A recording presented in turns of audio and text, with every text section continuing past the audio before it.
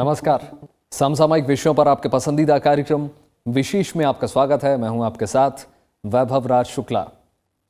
जमशेदपुर या कहीं टाटानगर यानी एक ऐसा शहर जिसके कण कण में कहानियां छिपी हुई हैं, एक ऐसा शहर जो अपने अंदर एक गौरवशाली इतिहास समाये हुए है।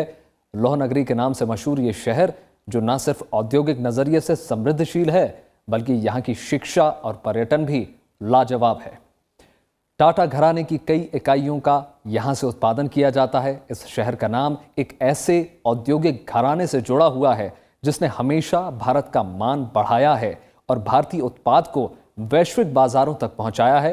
दरअसल करीब 125 साल पहले जमशेद जी नुसरवान जी टाटा और उनके बेटे दोराब जी टाटा ने जिस औद्योगिक शहर की कल्पना की थी वो आज साकार हो चुका है। आज जमशेदपुर देश और दुनिया में एक बड़ा औद्योगिक नाम है और अब अपने 100 साल पूरे कर चुका है। इसी मौके पर उपराष्ट्रपति एम वेंकैया नायडू ने जमशेदपुर में शहर के शताब्दी वर्ष समारोह को संबोधित करते हुए कहा कि भारत जैसी विकासशील अर्थव्यवस्था में विकास के लिए सार्वजनिक निजी भागीदारी सबसे अच्छी मॉडलों में से एक है। उन्होंने देश में आर्थिक सुधारों का जिक्र करते हुए उद्योग में नैतिकता पर जोर दिया। तो आज विशेष में हम बात करने जा रहे हैं जमशेदपुर के नामकरण के 100 वर्ष पूरे होने पर आयोजित कार्यक्रम की। जानेंगे जमशेदपुर की स्थापना, नामकरण और इतिहास को। इसके साथ ही जानेंगे कौन थे जमशेद जी टाटा और अलग अलग क्षेत्रों में उनका योगदान क्या रहा। तो आइए शुरू करते हैं आज का विशेष।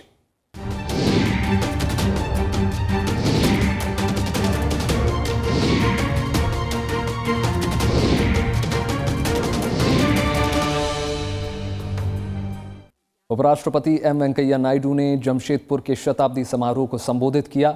इस मौके पर उन्होंने कहा कि भारत जैसी विकासशील अर्थव्यवस्था में विकास के लिए सबसे अच्छे मॉडल्स में से एक सार्वजनिक निजी भागीदारी है। उन्होंने उद्योग जगत से चुनौतियों का सामना करने के लिए नई सोच के साथ आगे बढ़ने का आह्वान किया। उपराष्ट्रपति ने कहा कि ऑटोमेशन के इस दौर में निजी क्षेत्र की कंपनियां, सरकार और औद्योगिक संगठन कर्मचारियों को भविष्य की नई तकनीकों में प्रशिक्षित करें।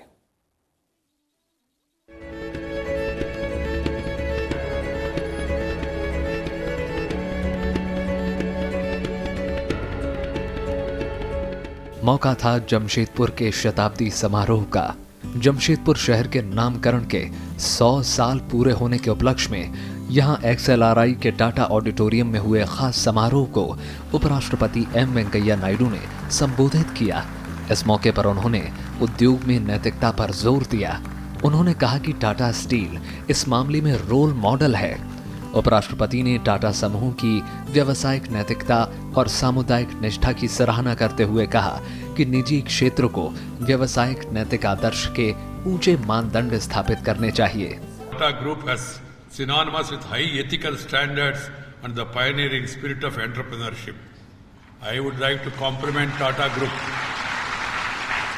for this very fact that the Tata Group is the group which has maintained ethical standards in business and industry.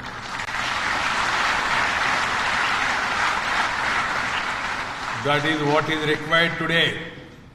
All the businessmen, industrialists, and also people in public life, they should all maintain ethics, values. उपराष्ट्रपति M Venkaiah Naidu ने आर्थिक सुधारों को राष्ट्र में संपदा और समृद्धि के निर्माण के लिए अपरिहार्य बताया। उन्होंने निजी क्षेत्र से आह्वान किया कि बदलती हुई टेक्नोलॉजी और बढ़ते ऑटोमेशन के दौर में वे अपने कार्मिकों को भविष्य की नई तकनीकों में प्रशिक्षित करें। निरंतर कार्मिक प्रशिक्षण हर संस्था का दायित्व होना चाहिए। Automation is expected to play a major role in the coming years, and the workers of the future would have to be highly adaptable. They would probably require to do multiple roles instead of doing a single job in a mechanical fashion. Given such a scenario, the industry, the government, the civil society should join hands to train the future workforce. In this technological driven era, it is important for all business enterprises and manufacturing units to train and retain their employees to face future challenges. कृषि क्षेत्र में निजी क्षेत्र की भूमिका के विषय में उपराष्ट्रपति ने कहा कि हम कृषि को एक लाभप्रद और स्थायी व्यवसाय बनाने के लिए समन्वित प्रयास करें। निजी क्षेत्र कृषि और ग्रामीण विकास को अपने सामाजिक उत्तरदायित्व के तौर पर सहायता दें। कृषि कृषक और संबंधित व्यवसायों से जुड़ा है। आज जरूरी है कि हम कृषि को एक लाभप्रद और स्थायी व्यवसाय बनाने के लिए समन्वित प्रयास करें। सरकार तो अपना दायित्व निभा रही है, अब समय आ गया है कि निजी क्षेत्र भी इस दिशा में अपनी भूमिका का निर्वहन करे।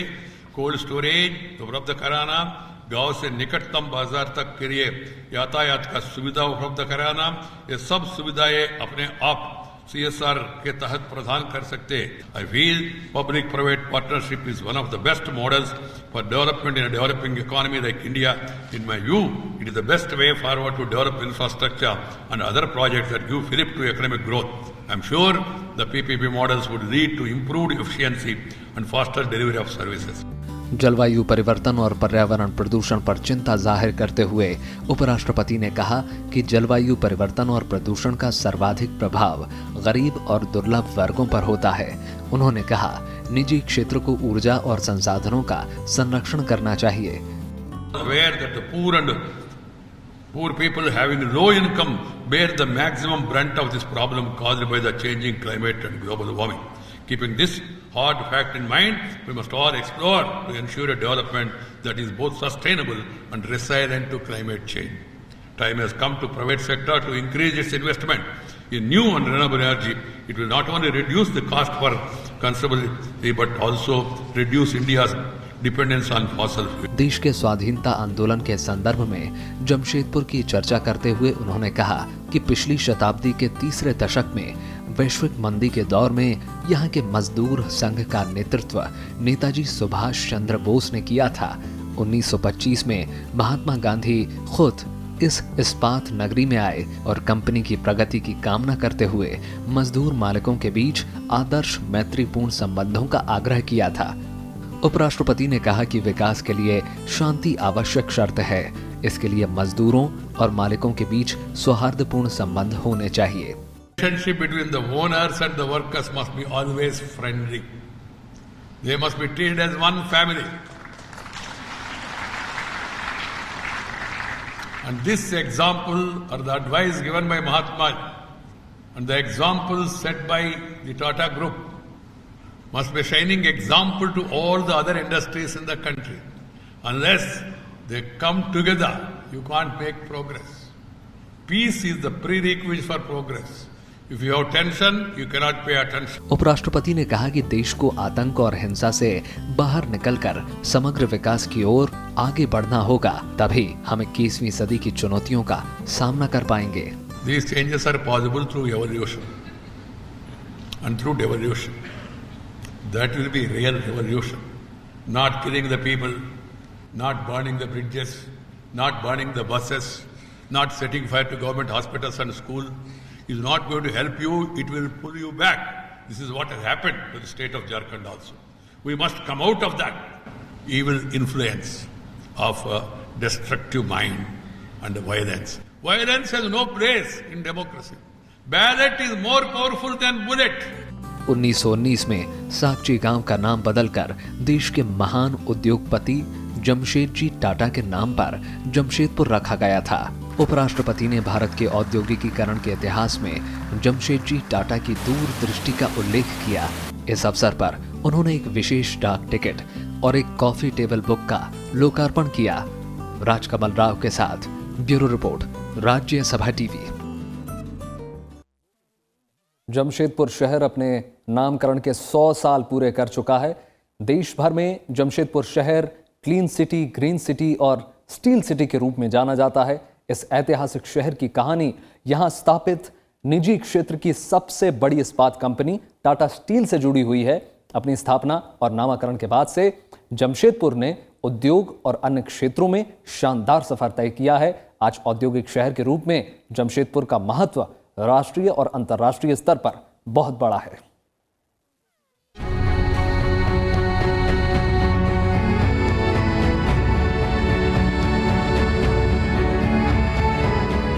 जमशेदजी नुसरवान जी टाटा और उनके बेटे दोराब जी टाटा ने करीब 112 साल पहले जिस औद्योगिक शहर की कल्पना की थी, वो आज अपनी उत्पादकता और ऐतिहासिकता और मूल्यों के लिहाज से पूरी दुनिया में एक जाना पहचाना नाम बन गया है।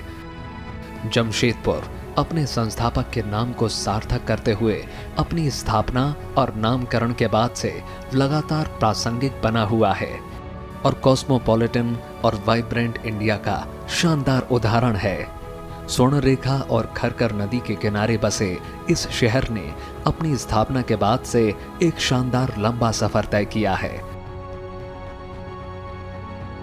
जमशेदपुर छोटा नागपुर के पठार पर स्थित है। ये सुरम्य दलमा हिल्स से घिरा हुआ है। इस शहर ने आधुनिक युग से अपनी यात्रा तब शुरू की जब जमशेदजी नुसरवान जी टाटा ने औद्योगिक क्षेत्र की स्थापना शुरू की। मयूरभंज के महाराजा की सहायता से जमशेदजी टाटा ने कुछ ब्रिटिश व्यापारियों के साथ जमशेदपुर की स्थापना स्टील सिटी के रूप में की। तत्कालीन मयूरभंज राज्य के बाबा घाटी क्षेत्र के गुरु महिसानी पहाड़ियों को इस्पात उद्योग की स्थापना के लिए मुख्य स्थल के रूप में चुना गया। इसकी वजह ये थी कि यहाँ हेमेटाइट भारी मात्रा में मौजूद था। 1908 में औद्योगिक युग की स्थापना के बाद से इस शहर का गठन धीरे धीरे हुआ और 1912 के भीतर जमशेदपुर को औद्योगिक शहर के रूप में विकसित किया गया। जमशेदपुर न सिर्फ एक पहला स्टील फैक्ट्री वाली जगह है, बल्कि वो पहले उन 2-4 शहरों में से है जहाँ पे कि प्लांट इंडस्ट्रियल टाउनशिप बनाई गई। और ये कब हो रहा था? 100 साल से भी पहले हो रहा था। तो जमशेदपुर का मॉडल जो है, जो बाद में हम बहुत सारे आज़ादी के बाद बहुत सारे शहर बने, जैसे राउरकेला, भिलाई, सिंदरी, बोकारो, साउथ में कई जगहें बनी, बंदरगाह शहर बने, तो उसमें जमशेदपुर एक मॉडल के रूप में सामने आता है कि कैसे एक छोटा गांव है साकची, पहाड़ हैं, जंगल हैं, रास्ता नहीं है, और आप कैसे वहाँ पर एक बेहतरीन शहर जो हमारे देश में रहने के हिसाब से पहले दूसरे नंबर पे है। तो जमशेदपुर का एक तो महत्व ये है कि जो हमारा शहरीकरण या आधुनिकीकरण कह लीजिए, वो औद्योगिकरण कह लीजिए, तो उसका एक प्रमुख मॉडल है। जमशेदपुर का दूसरा नाम टाटा नगर भी है। दरअसल 1907 में Tata iron and steel company यानी टिस्को की स्थापना से इस शहर की बुनियाद पड़ी। इससे पहले ये साकची नामक एक आदिवासी गांव हुआ करता था। 2 जनवरी 1919 को जब भारत के तत्कालीन वायसरॉय लॉर्ड चैम्सफोर्ड जब यहां पहुंचे तो उन्होंने साकची का नाम बदलकर इसके संस्थापक जमशेदजी नुसरवान जी टाटा के नाम पर जमशेदपुर रख दिया। दरअसल लॉर्ड चैम्सफोर्ड यहां टाटा कंपनी को प्रथम विश्व युद्ध के दौरान रेल के लिए स्टील देने पर बधाई देने के लिए पहुंचे थे और उपहार स्वरूप इस शहर का नाम इसके संस्थापक जमशेदजी टाटा के नाम पर रखा। लॉर्ड चैम्सफोर्ड ने अपनी इस यात्रा के दौरान केवल शहर का नाम ही नहीं बदला, बल्कि उन्होंने यहाँ के रेलवे स्टेशन को भी नया नाम दिया। दरअसल यहाँ की मिट्टी काली होने की वजह से यहाँ के रेलवे स्टेशन का नाम काली माटी था।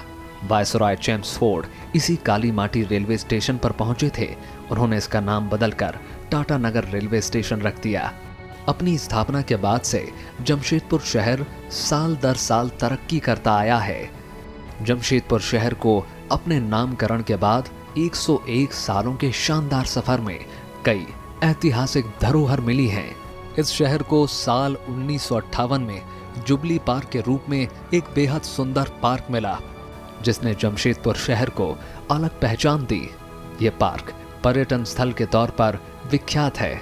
इस पार्क को टाटा स्टील कंपनी द्वारा अपनी स्वर्ण जयंती के मौके पर जमशेदपुर के लोगों को उपहार स्वरूप भेंट किया गया था। यही नहीं, 1939 में बना कीनन स्टेडियम आज एक प्रमुख अंतर्राष्ट्रीय स्टेडियम के तौर पर जाना जाता है। इस स्टेडियम में पहला अंतर्राष्ट्रीय एक दिवसीय मैच 1983 में भारत और वेस्ट इंडीज के बीच खेला गया था। जमशेद जी का ये एक स्पेसिफिक रिक्वायरमेंट था कि यहाँ पे लोग रहेंगे, उनके बच्चे होंगे, तो यहाँ पर खेलने के लिए फुटबॉल ग्राउंड, हॉकी ग्राउंड, ये सारा होना चाहिए। यहाँ पे वो सारा सुविधाएं उन्होंने प्रोवाइड किया है। और 200 एकड़ के ऊपर एक पार्क है वहाँ पे, जिसका नाम है जुबली पार्क। बहुत ही सुंदर एक पार्क बनाया है। तो सारी सुविधाएं जो मॉडर्न सिटी में होना चाहिए, 100 साल पहले उन्होंने ये पूरा इमेजिन किया था और उसी तरीके से उसका पूरा निर्माण हुआ था और आज तक उसका मेंटेनेंस बहुत ही अच्छी तरीके से चल रहा है। जमशेदपुर शहर में कई ऐतिहासिक और प्रसिद्ध पर्यटन स्थल हैं जिसे देखने देश और दुनिया से लोग आते हैं। इनमें Sakchi, Mango city, Bistupur, Tata steel zoological park, jubilee निको अम्यूजमेंट पार्क, डिमना लेक, दलमा हिल्स, हटको लेक, गोल पहाड़ी मंदिर और सर दोराबजी टाटा पार्क शामिल हैं। जब भी आप इंडस्ट्रियलाइजेशन के बारे में आप सोचेंगे तो हमेशा आपको जमशेदपुर की तरफ देखना पड़ेगा कि हमें कैसा बनाना है, क्या करना है, नहीं करना है। उसके साथ कि भाई फैक्ट्री का मतलब सिर्फ तो ये नहीं हुआ कि आपने कच्चा माल निकाला और उसको पक्के माल में बदल दिया। मजदूर हैं, वर्कर्स हैं, फिर वो शहर होगा तो वहाँ परिवार बसेंगे, तो आप बेहतरीन पानी, शिक्षा, स्वास्थ्य, इसकी व्यवस्था कैसे कर सकते हैं। और वर्किंग कंडीशन जो होगा फैक्ट्री के अंदर, और जब वो कामगार बाहर में जो जीवन बिताएगा वो भी तो क्वालिटी लाइफ होनी चाहिए। तो उस शहर ने और टाटा मैनेजमेंट ने इन पहलुओं को भी देखा। इसलिए आप देखेंगे शहर में बड़े बड़े पार्क हैं, हॉस्पिटल्स हैं, टाटा मेन हॉस्पिटल, पानी और जो सिविक सप्लाईज हैं, जो बुनियादी सुविधाएं हैं, ये शहर खुद टाटा कंपनी खुद देती है। वो एक तरीके से प्राइवेटली मैनेज शहर भी है। इसके साथ ही टाटा तीरंदाजी प्रशिक्षण केंद्र, Tata zoo, centre for excellence, Xavier labour relation संस्थान यानी XLRI और 1908 में खोले गए टाटा मेन हॉस्पिटल यहाँ की खास पहचान है। इस शहर ने राष्ट्रीय और अंतर्राष्ट्रीय स्तर के कई खिलाड़ी भी देश को दिए हैं। आज जमशेदपुर की पहचान एक बेहतरीन औद्योगिक शहर के तौर पर होती है। जमशेदपुर लौह अयस्क, कोयला, मैग्नीज, बॉक्साइट और चूने समेत खनिजों से समृद्ध हैं। लोहा और इस्पात, ट्रक निर्माण, टिन प्लेट, सीमेंट उद्योग और अन्य छोटे और मध्यम स्तर के उद्योग इस शहर की अर्थव्यवस्था को लगातार आगे बढ़ा रहे हैं। Bureau report, Rajya Sabha TV. भारतीय उद्योग जगत को पूरे विश्व पटल पर ले जाने, उसके विस्तार और उसकी छाप छोड़ने में जमशेद जी टाटा का योगदान अतुलनीय है। उनका जीवन और उद्योग जगत के साथ ही दूसरे क्षेत्रों में किए गए उनके कार्य प्रेरणा का द्योतक हैं। आइए एक नजर डालते हैं भारतीय उद्योग को एक नई दिशा देने वाले जमशेद जी नुसरवान जी टाटा के जीवन सफर और देश के विकास में उनके महत्वपूर्ण योगदान के बारे में।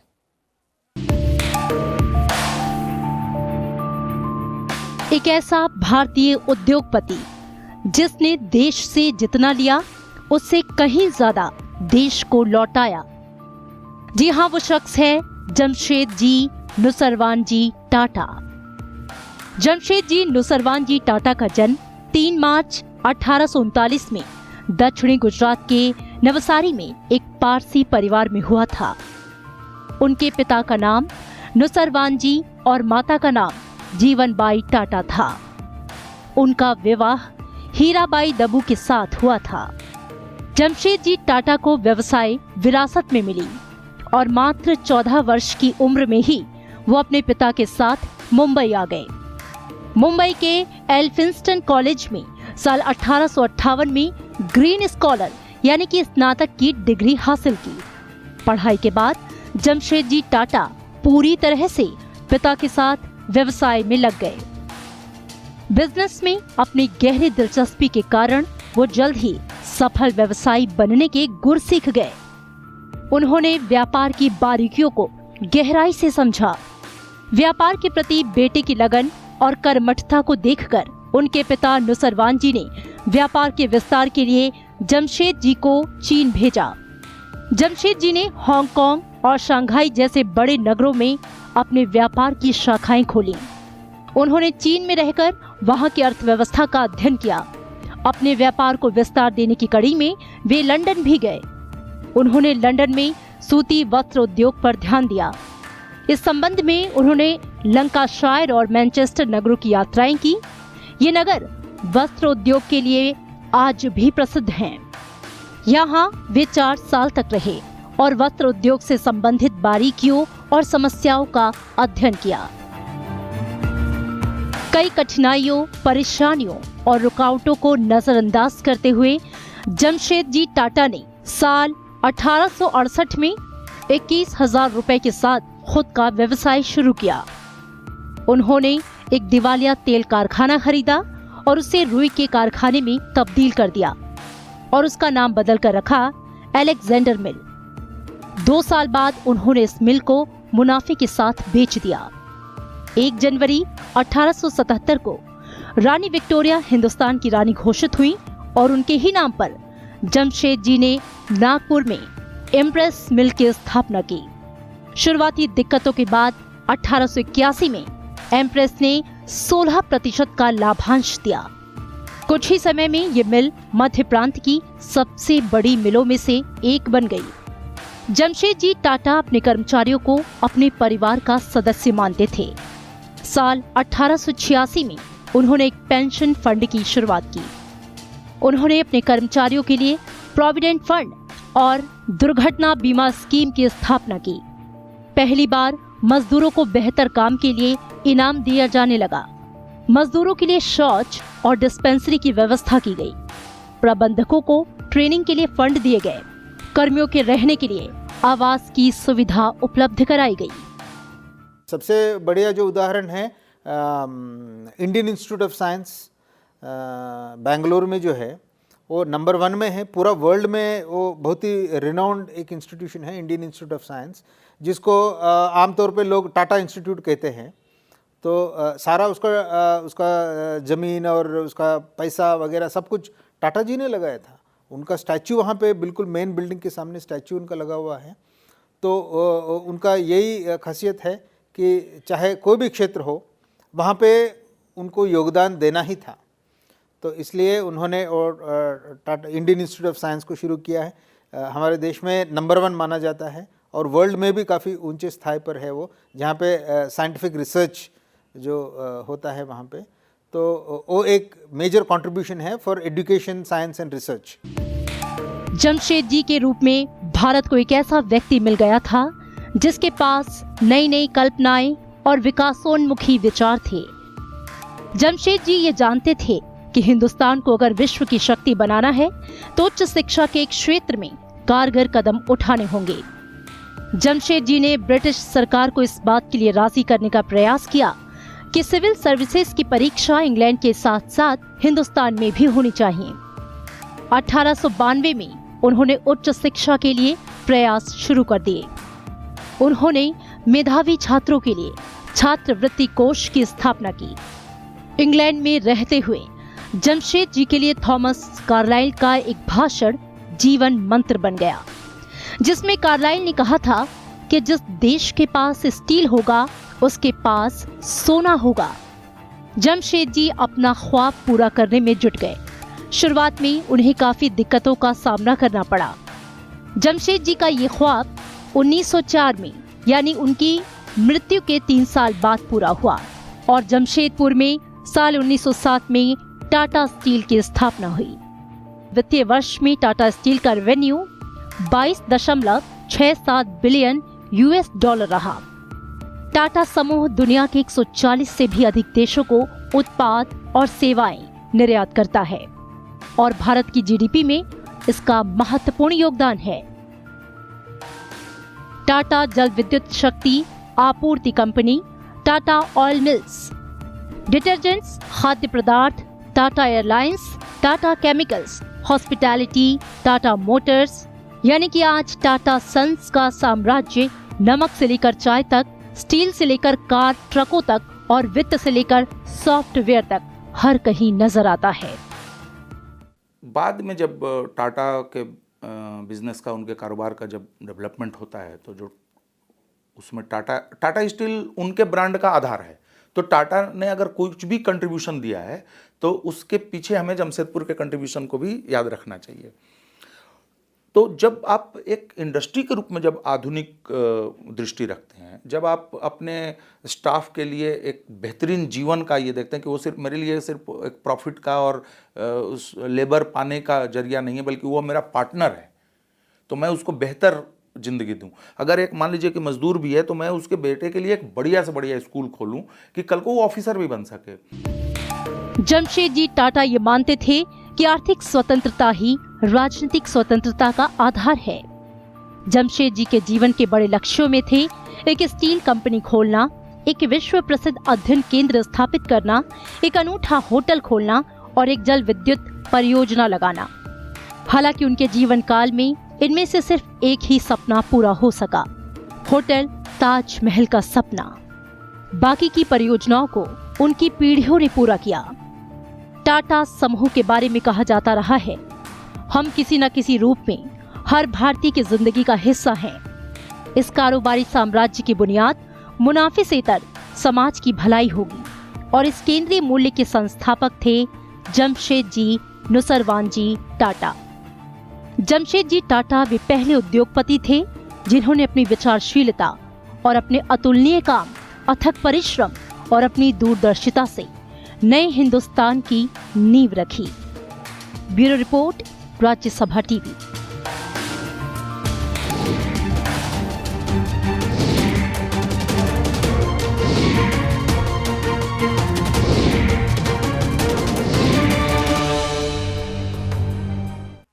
तो ये था आज का विशेष। उम्मीद है आपको विशेष का ये अंक पसंद आया होगा। आप ये हमारा कार्यक्रम YouTube पर भी देख सकते हैं, जहाँ पर हमें आपकी प्रतिक्रियाओं और सुझावों का हमेशा इंतजार रहता है।